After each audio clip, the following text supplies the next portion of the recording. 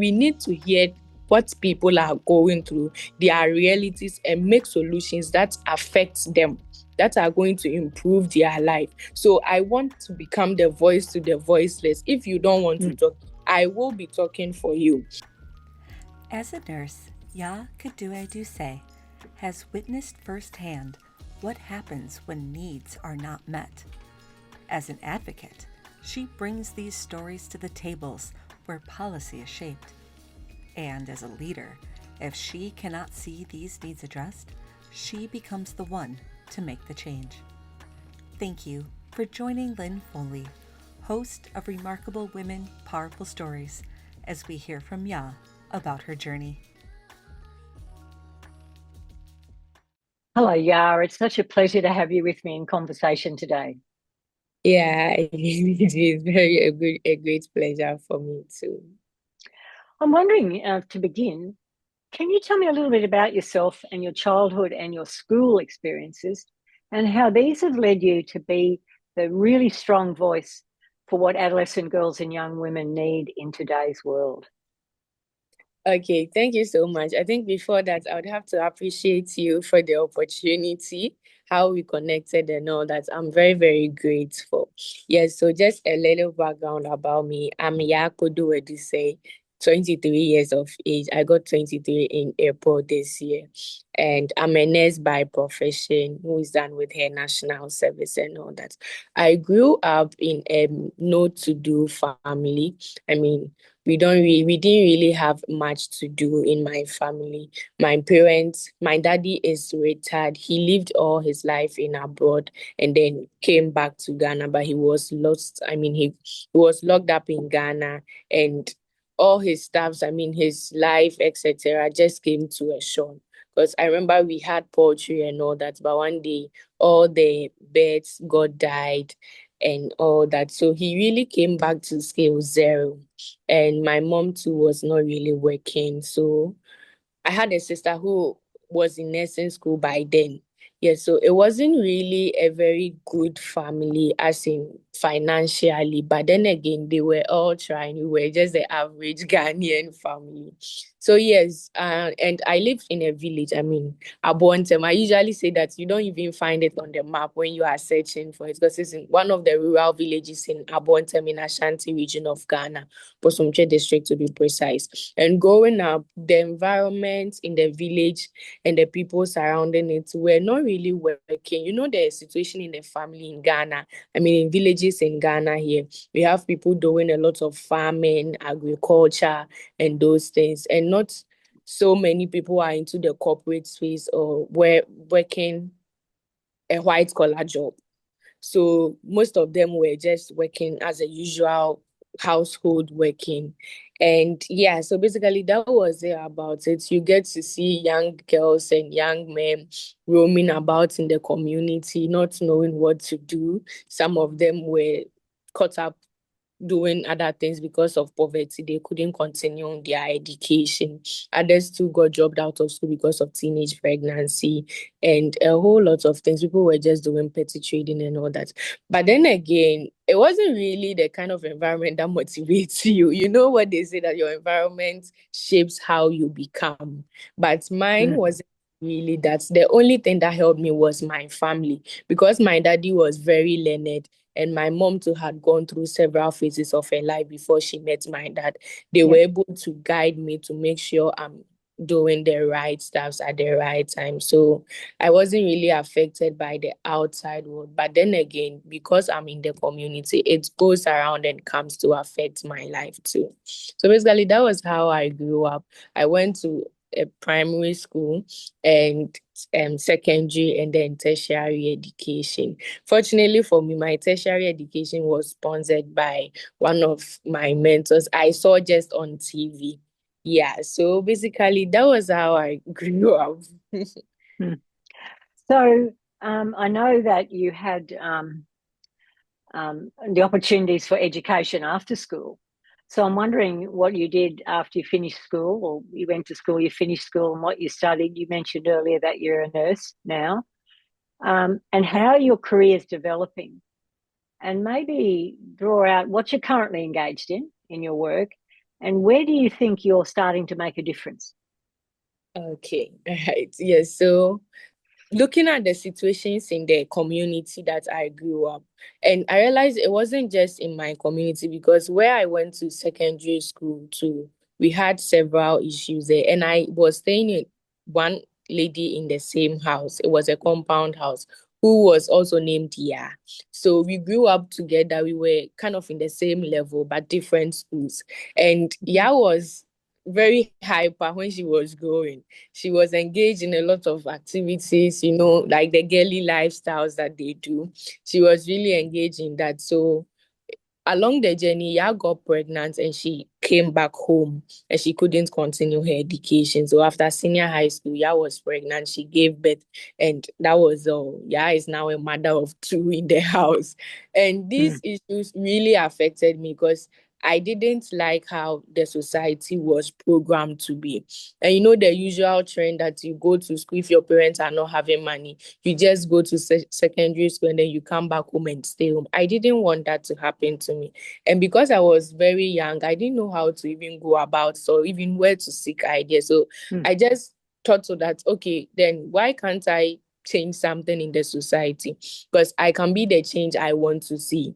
And if there's nobody in the community to look up to, then I should be the person people will look up to me. So I started joining NGOs and organizations that they are doing similar stuff. Sometimes not even in the community, outside, but I'll just volunteer, go and talk to people. I love talking. I mean, I love to see people growing up. So I really do inspire people and motivate them. So that is how it all started. And I decided that, okay, then after secondary school, I should be in a profession. Our country setup is that you don't really have a lot of options to choose from because you are thinking of job after school, you are thinking of your passion too and all that. But passion plays a little role because of how the system has been programmed. Because if you do a certain program like agriculture, mineral, water bodies, it will be difficult to get in a job. Mm. You just be a graduate and you still be at home. But I loved how nursing was because I realized that the nursing would give me an exposure to meet people every day. And you meet people who are physically not okay, emotionally not okay, and socially not okay from all walks of life. And I'll be able to really impact their life because healing doesn't necessarily come from medicines alone. It comes from you speaking to people and people just feel encouraged and then all of a sudden they are okay. So I wanted to be in the nursing space. But coming from that background where finances were very difficult for me, I was just hoping on God because God has been the pivot of everything I've been doing in my life. And one Mhm. day I saw a woman on television who was just sharing her story. I felt so attached to that. And I decided that, okay, then let me just pick her number and call her just to get some motivation. So I randomly Mhm. took the contact and sent her a message. And this woman responded. I sent her all my grades. I'm very intelligent. So I sent her all my grades and all that. She felt so attached and she decided to help me. So she sponsored my tertiary education from level 200 to 400, fully funded. And yeah, so I became a nurse, and then I get direct contact with people. I'm able to Mm. impact their lives, empower them, and then inspire them. And I saw a lot of young girls coming to the hospital. Some were coming to do abortion. Some had done Mm. abortion in their house, and it didn't go well. They are coming, and Mm. the issues surrounding these things. These are social determinants that affect our lives, either directly or indirectly. So I Mm. really wanted to start up something and I started my foundation. So my foundation came up when I was in tertiary, about level 300, 200 thereabouts. And I Mhm. started Femishare Foundation just to empower females in every aspect that I can. So along the way, we did a lot of donations. We did a lot of community outreaches and engagements because I collaborated with a lot of people. Actually, I have nobody. So what I do is I come to you if I want something from you. I would come to you, speak with you. If you buy in my idea, fine. If you don't, I go. The worst I can get is no. That's all. So I come to you for us to talk about it. And I got a lot of collaborations. We go to villages to empower the community, educate them on health issues, on personal hygiene issues, and also on development stuff. Because one of the issues that brings up this whole thing is that parents do not have time to talk to their kids when they are growing. Our orientation starts from the home. And from the home, if you are born in a family where your parents are striving to survive, it becomes very difficult because they don't have time to come to you and talk to you. How was school? How did the engagement go and all that? So you tend to seek information on social media, peer pressure, just do the things that you think it's right. Sometimes you need guidance, but because you don't have anybody to speak to, you will just be speaking to people randomly and it has effects on your life. So I realize these are underground issues that affect us with poverty and all that. So how do we solve it? And that's where Femishare came in to solve that issue, to bridge the gap that we are in the middle. So when you want somebody to speak to, you have this person to talk to. Just call me anytime. If I can't help you, I would recommend somebody to also help you. Yeah, so basically that's how I've been with the nursing and the development space. But I'm trying not to be at the bedside, but then again, come into the environment, into the community, and then empower people through every aspect. Yeah. So, to anyone who's listening and watching today, it's important that they can look you up in Femishare and see exactly what it is you're doing and ways to help. So I first heard you speak recently at the Women Deliver 2026 conference in Melbourne here in Australia. You're confident, your voice is strong, and everyone listens to you. What gives you the energy to do the work you do? Okay, thank you. Yeah, I think after the woman delivered the plenary section, I got so many comments. And actually I was really happy because people felt so attached. They felt their voices are being represented very well. Yes. So what gives me the confidence? So I am one person that believes that somebody must do it. So if I don't do, who is going to do it? And if I stop, who is going to continue? And these are issues, I mean, the issues I mentioned earlier, they are stuff that affect you either directly or indirectly because we are all in a country and every social thing that is going on in the country has a role to play in the development of the country. So it means that every one of us is affected in it. And then we need people who have the audacity to come out and speak on these issues. One thing I've realized in my journey is that people have issues, but they don't want to talk because we want to conform to what it's in the society. The moment you talk, you kind of be sidelined. You become isolated that you are fighting with them. And if you don't want to fight with them, you just have to keep quiet and just be like the usual person. But you have a lot of things to say. And that is not like me. I will talk my mind to you. So I want to share my voice because I realize there's power in your lived experiences. Things are not in policies, they are not in books, they are not in written documents. We need to hear what people are going through, their realities, and make solutions that affect them, that are going to improve their life. So I want to become the voice to the voiceless. If you don't want to talk, I will be talking for you. So basically, it's just the audacity and the determination that society must change to fit us. Society must provide what we need to excel in our spaces. And also, it starts from every one of us. If I help empower myself, I'll be able to empower my next colleague. My next colleague too will empower themselves. So like trainer of trainees, and then the cycle goes on. So at the end of the day, everybody would know what to do at this particular point in time. So just being the voice to people and shaping the world that we are all in. That's my goal. I mean, if I just do something, I just do a thing that is going to bring progress, I will talk, I will do it. Yeah. So when we first spoke, you talked to me about how you navigated the need to show up for yourself, right? So I think that's what you're talking about at the moment is then you had to learn how to show up for yourself. What are a couple of ways you did this? And where were the challenges in learning to stand up for yourself? Yeah.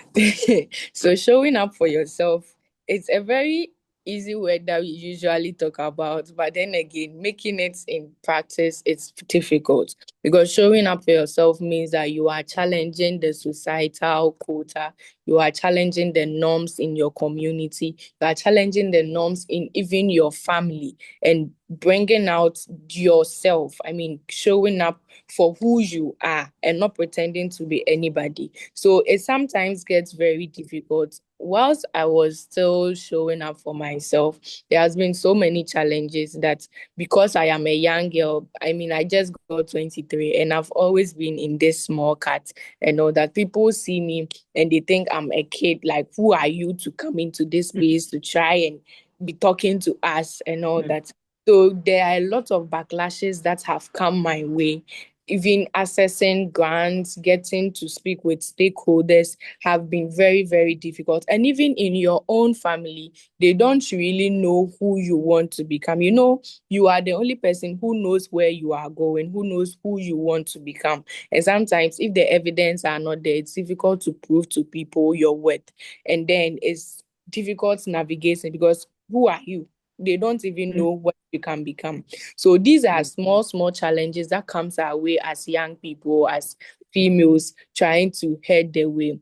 But then again, if you don't show up for yourself, people will take you for granted because nobody knows you, nobody knows your value. So you have to come up, speak up for yourself, own your space, like take initiative of the space you want to be. It can be in your family, it can be in your community, in the country at large. But then get up and speak up for yourself because if you are speaking up for yourself, you are speaking up for somebody who hasn't been born yet, the unborn generation. Somebody someday will make a reference that if not because of this person, I wouldn't have been here. Just giving you a story. So Ghana, we have someone we called Obaya Santoa, who was a very big lady. I mean, during the colonial era, she was fighting for Ghanaians, fighting for Ashanti Kingdom and all that. And so Yaa Santoa fought very, very hard to make the Ashanti Kingdom Ashanti as we see today. And males were sidelined, males were getting back off, but this lady was still fighting until she was able to get what she wanted. This is the kind of people we need. This is the kind of audacity we need because it means that I'm showing up regardless of the circumstances. It doesn't mean that there are no challenges. The challenges are in every space of your life. But then again, you have to do it. Because if you don't do, nobody is going to do it for you. You are your own pillar that needs to move your life. So you have to rise up and do it, no matter what happens. When you get tired, I usually say when you get tired, you sleep and then you come back again. Yeah. Yes. So just wrapping that back to the Women Deliver conference, one of the main streams in the conference, where 6,000 plus women mostly were together in Melbourne, the theme about adolescent girls and young women, that whole stream. Now, you were heavily involved in that during that conference. Yeah. What are the main issues facing adolescent girls and young women, particularly in the global South and East that we talked about at the conference?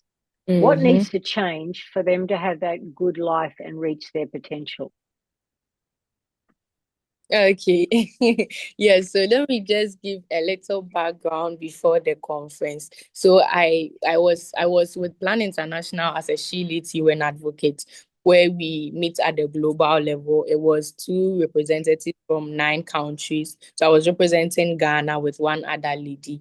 And then we meet at the global level to discuss issues affecting adolescent girls and how we will be able to make and propose solutions to these issues. So we engage people from UN, European Union, ECOWAS, I mean, all the bodies just to come up with solutions and recommendations. Because one thing we realized that it's affecting adolescent girls and young people is meaningful youth engagement. They usually tell us they are engaging youth, but then again, it's mostly symbolic or tokenism.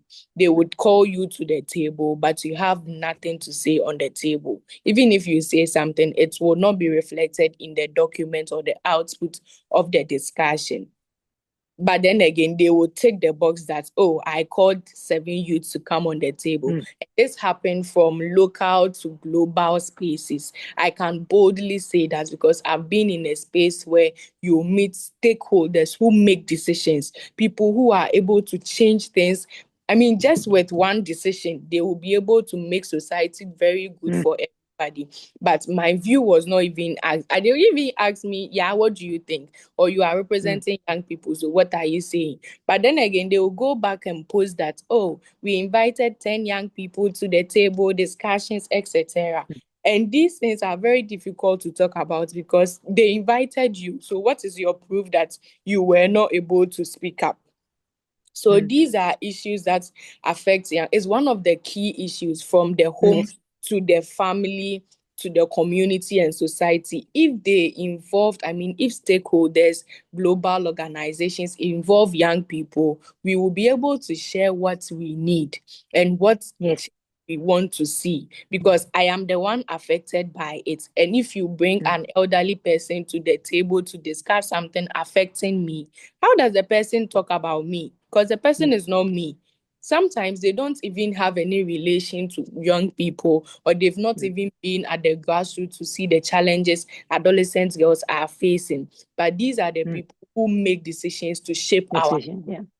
Yes, so that is one of the major issues that we realize in the space. So just before you go to the second issue, that's all then about system change, isn't it? That's about systems, thinking and changing the way. And we talked a lot about that at the conference, that it's that push, how do we get systems to actually take that one on board? We'll just leave that thought. So what's the second thing that you think is a main issue for young women? Yeah. So the second thing I think is the main issue is poverty.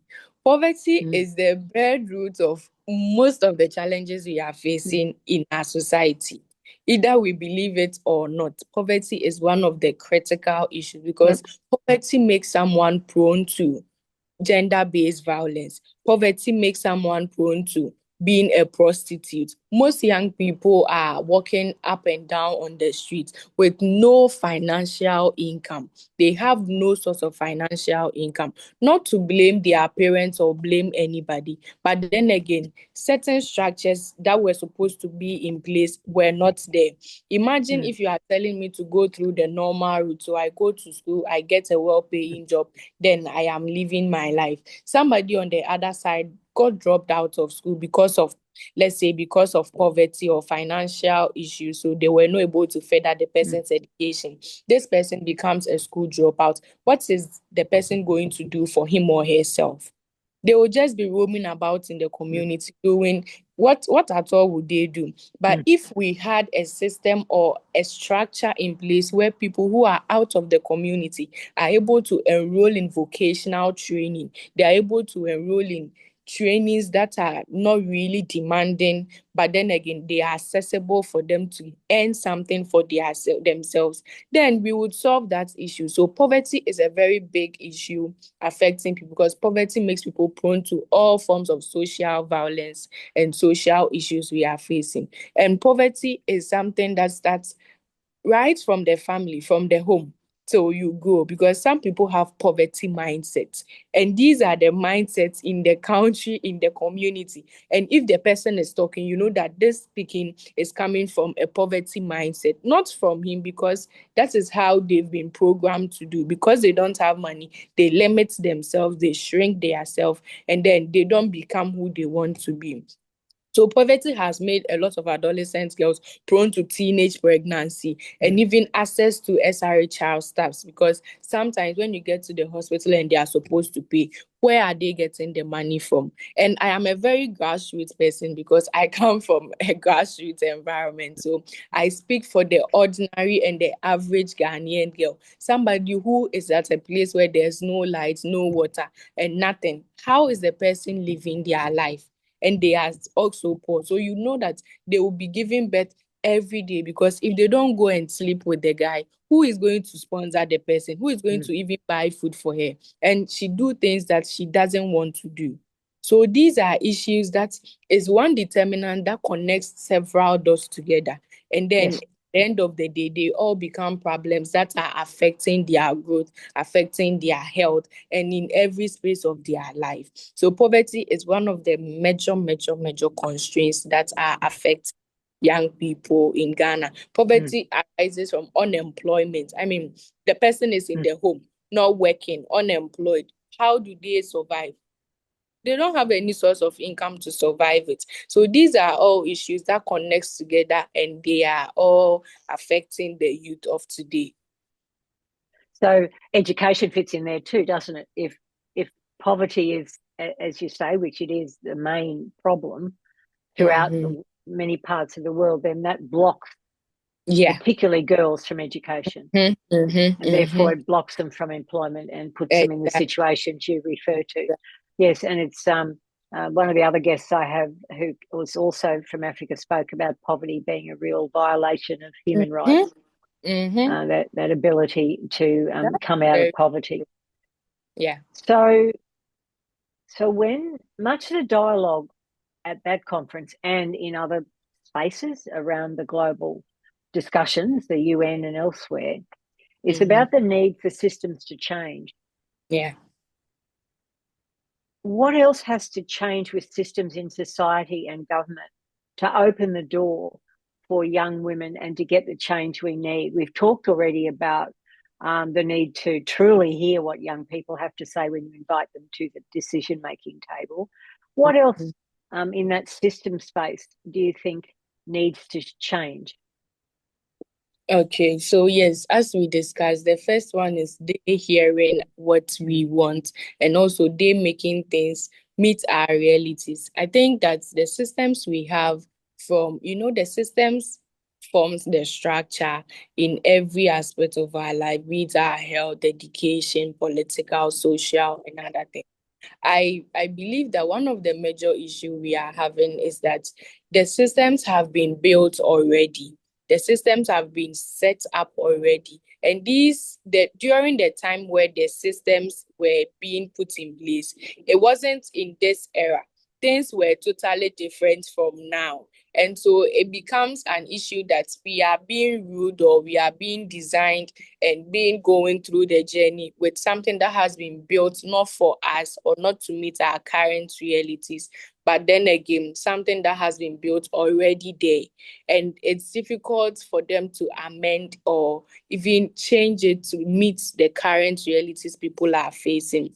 Because in Ghana, for example, we have several structures in place that are supposed to protect us, that are supposed to make sure our dignity is really there. But then again, you realize that you get to a certain place where they are telling you that is not how things are supposed to be. This is not how things are supposed to be. Meanwhile, they are refusing to accept the fact that this is the reality I'm facing now. Okay, I want to travel to Women Deliver. I'm supposed to sign a travel authorization, but because somebody has had an issue with travel authorization or Women Deliver, I am unable to go unless I am being sent to headquarters to verify before I will be able to travel. The issue that was affecting the person at first is not mine. It wasn't the same as mine. So why am I being affected or being judged because somebody had found it difficult to travel? I have to go through several processes before I'm able to. So there's the bureaucratic system that is surrounding most of the organizations, most of the agencies and all that. And they are shrinking us, because if you don't really show up and you are not really aggressive that I have to get this, it will be difficult navigating your way out. You might get to the bottom and then you just stop because it's difficult. And these are the same people who are supposed to be protecting us. So these are things that the systems have, we understand it, but then again, it can be made to fit what we are going through now. I shouldn't be governed by something that was set up 1980s. I shouldn't be governed by something that didn't know what the current realities are. There's digitalization, technological advancements and all that. So these systems must be suiting what we are going through now to provide real solutions for us, and not letting us just go through it because they have a constitution, there's a law or there's a policy that states that this, that, and this policy was set 2,000 years ago. How does it relate to me? I've really gone through this thing, and it has I had to stand up for myself to still reject that. I don't care what you say. I have to be there. I have to go. Before I was able to go, before they realized that yes, the situation that was there at first is not the same as mine. So I That's really right. get that. And it was very, very frustrating. It takes a certain form of courage and determination to still push through it before you'll be able to navigate it. If not, you Mm, just backlash and just sit down. mm, And that's all. And this is something that they will be doing it to almost everybody. So these systems surround us from the family. Let's talk about stereotyping. A child is growing, a male child and a female child are all born in one family. And then we have rules in the family that the female is supposed to be supporting the mother, sweep, wash dishes, cook, etc. And the male, oh, you have to go and play football. Males are for outside, females are in the kitchen. This is the orientation you are giving to a child. And this is a system because that is what you've put in place for the home, to govern their home. mm, And these are things they will grow up with. And if they grow up and they are unable to understand that a female is not mandated to be in the kitchen, a male too can be in the kitchen to help the female, or mm, a female can also be an engineer. Even in your courses and programs, some of your parents will tell you that you are not supposed to be. Have you seen a female engineer before? mm, You have to be a mm, nurse, you have to be a teacher, mm, and they are mm, limiting you. Meanwhile, this is not something that you wanted to do. mm, But because they have been programmed or they've built this mm, system around, it affects you and you become a victim of it. And then this is where mm, stereotyping comes, because right from the family, that is how they did it. And then you grow up with that same mindset. But let's go to a family where there's no female child. The parents gave birth to all males. Who will sweep? The male will be sweeping. They will be assisting the yes, parents to cook. And this is the mm, orientation this person brings out. So by 20 years, if you take this parent A and parent B, you see several differences. Their mindset is totally different. Their perception is totally mm, different. And their mm, upbringing was different. And you see the mm. output that A will be producing and B will be producing will be different. These are the kind Yep. of orientations we give to our people. So right from the family, there's an issue with stereotyping. We don't really pay attention to, but that is what brings up the people we are seeing in our societies today. Yeah, so the systems must understand the situations now that at the olden days, females were at the kitchen because that was how our grandparents were doing. But Mm, currently, females can be at the kitchen, they can be a yep. mother, they can be a career person and still excel in their marriage. This is how things are supposed to be. But if we are using the olden days system to rule the current system, then we are not doing ourselves the good that we want to see. And that's happening throughout all levels of systems, and the systems Hmm? change is very slow. So as we get a little closer to the end of our conversation today, I have two more questions probably. One is, Okay. what have you learned about yourself? You did the recent travel to Australia. You've had a very big role in the conference on the Mhm. stage. What have you learned about yourself? Okay. Actually, Australian travel, Women Deliver was a very transformative experience for me. This is my first time in-person travel. I usually add in-person because I do most travels virtually. Mm, Virtual engagements mm, where different countries and all mm, that. So I usually add in-person travel. But this was a very defining moment for me because we started the journey 2024, and we were working on a document called Young Adolescent Girls Manifesto, and a roadmap for change after 2030, the Sustainable Development Goals. Because we were looking at the Sustainable Development Goals, we have just 4 years to complete it. And what is next after the goals? Are we going to break another goal, or are we going to set another thing again? So how do mm, we progress from there? So adolescent 11 girls came together to research, define things and all that, and came up with these documents that are live now. We've published it, so everybody can just search about it. And it talks about the realities of adolescent girls and solutions and things that we are demanding, because we are demanding change now, as the conference also had that change callers here. Yeah, because we've been talking plenty and there's nothing to show up. There has been a lot of commitment and all that, but accountability is very, very low. So Women Deliver was that, like, that force that I've always been aiming for, because that is something that we really wanted to see people committing and being accountable for what they said they would do. And Yes, yes. it was a very, very great defining for my purpose too, because I was trying to know where exactly to go. Am I supposed to? I do the development stuff partially with my nursing. So I was thinking of where to go. Should I still focus on my development agenda and then, I mean, add the nursing to it, etc. But after the plenary and all that, I felt so fulfilled in myself, because the comments there, I mean, I can't even count them. They were Yep. really, really insightful and impressive for me. So I realized that this is something that I have to keep on going. And the fact that before I got to Melbourne, I mean, people from other organizations already knew me, because, as I said, we've been doing a lot of online events and all that. And I always speak. You will get here always talking. And people already knew me. They knew what I can do and all that. This tells me that everywhere you find yourself, you have to show up. And if you are showing up, you show up authentically, because people knew me before I even introduced myself that this is Yaa from Ghana.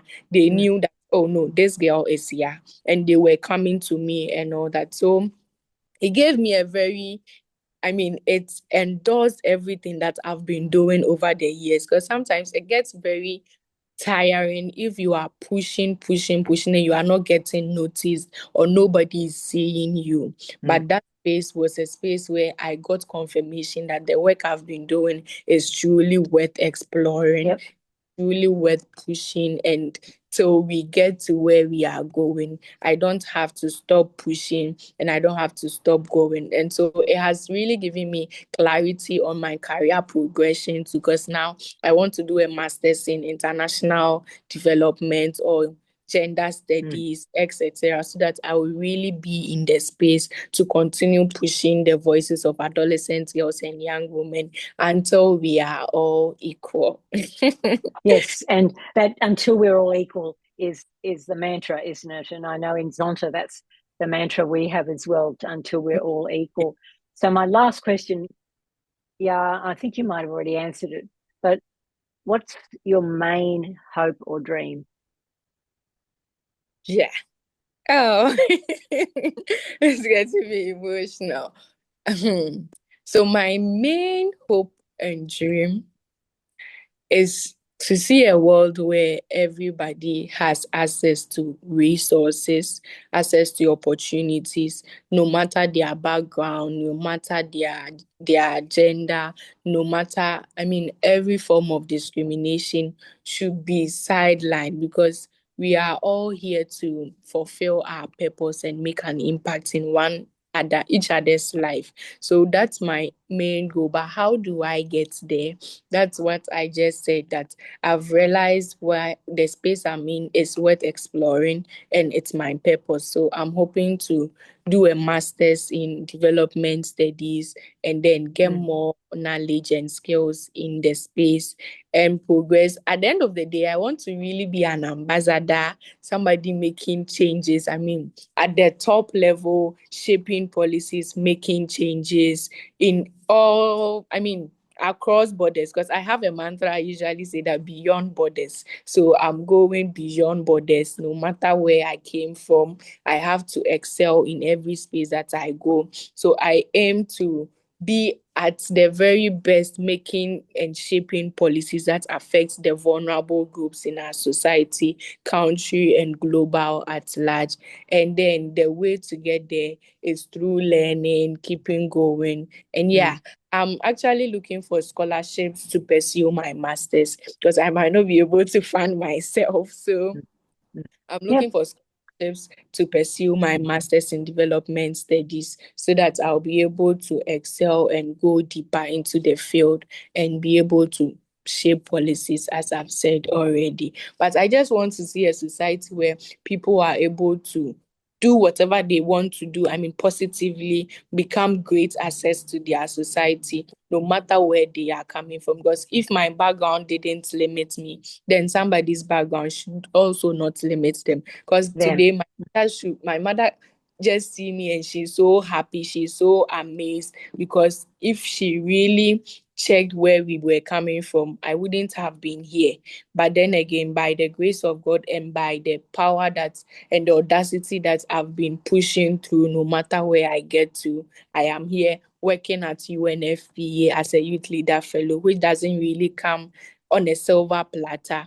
I mean, we were 1,800 people and they wanted 30 people, and I was fortunate to be selected as part. I'm contributing to Commonwealth Young Leaders Fellowship at Commonwealth Youth Council, where we want to design a fellowship that suits young people, and then they have a volunteer program of which I'm still on the board working on it and all that. So, I mean, I've gotten to that space where I'm able to contribute directly to policies, to design fellowships, and how things are supposed to go. And that is my goal, to dream big, go big, and then make an impact in people's life. Because I believe I have to inspire people before I expire in this world. Yeah. Yeah, I haven't known you for very long, but from the moment I heard you speak until getting to know you better, you're a woman to watch. Thank And you. I'm sure that you will make those big differences you're looking for. And I recommend to people they look for the Adolescent Girls and Young Women Manifesto that's on the Women Deliver website. It's very insightful.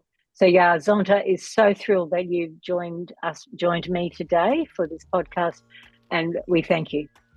Yeah, I also thank you so much, because this is my first podcast and I'm so proud and happy. Thank you so much for connecting with me too.